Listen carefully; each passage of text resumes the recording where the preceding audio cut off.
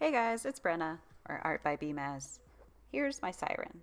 She's dark, she's grimy, she's fishy. Let me show you how I made her. We're going to go ahead and block out our brows with a glue stick and a spoolie.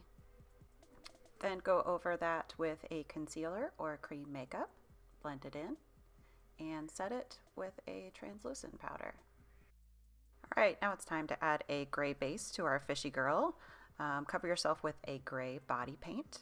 It doesn't need to be perfect because our Siren is dirty and grimy, so it can be a little splotchy. It's okay.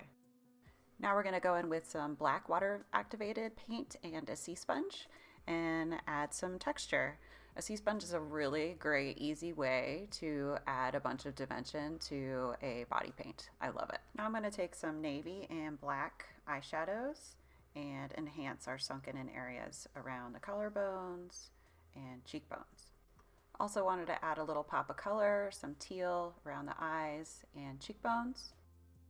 Put on a black primer for my eyeshadow, but before I get too far, I put in some colorful contacts. I really wanted to push the fishiness of this look, so I did some lines on my cheekbones and chest to simulate gills. Now it's time to add some scales. I took a stencil and a silver body paint with a sponge and applied it to anywhere where the light would hit. Some areas were a bit of a challenge. Then I took some metallic blue fab body paint from the Under the Sea palette, appropriately named, and added that around my cheeks. The eyes weren't quite dark enough for me, so I went back in with some black body paint and just added a few more details around the eyes. Added some silver eyeshadow to my eyelids and also some silver body paint tears because it's tough being a Siren, man. She's sad. Using some black tooth paint, I'm going to make my teeth appear sharper, but the trick is that you have to have your teeth dry first. So dry them off with a towel and then paint it on. And look silly while it dries. Next, we're going to use some Prose to attach your ears, but before we attach them with the Prose, let me show you how I made the fin ears. First, take some parchment paper and draw out your design. Then take some liquid latex and paint over your image. You're going to do a few layers of this latex, so you can use a blow dryer in between to help it dry. I wanted to add some texture to the fins, so I decided to add some tulle that I had. While your next layer of liquid latex is wet, take your tulle fabric and lay it down onto it, and you're going to sandwich it in between the layers of latex. Once you've added a few layers of latex, you need to powder it because it'll stick to itself if you don't. And once it's powdered, then you can go ahead and cut it out. I wanted my fins to look like they had bones, so I got out the trusty old glue gun and just drew in some like bones. I kind of wanted it to look a little bit like bat wings or like dragon wings.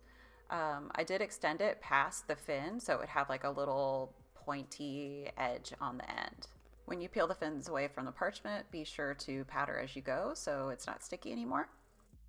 I love how they turned out. They are very flexible and had kind of like a snakeskin texture to it. So they're really cool for fins for a Siren. Now, in order for the fins to be able to stick onto my face, I needed a flat surface for them. So I took a little dab of glue and then just laid the fin into it and held it upright while it dried. And then it had a nice flat surface that I could stick onto my face.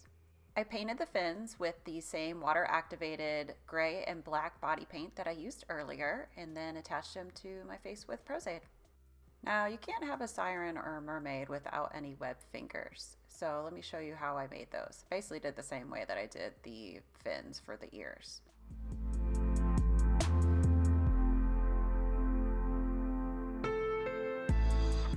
Now apply some Prose to your hand and attach the webbing.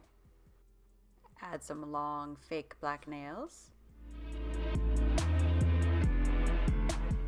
And now for a really pretty smile, I added some Mouthfx.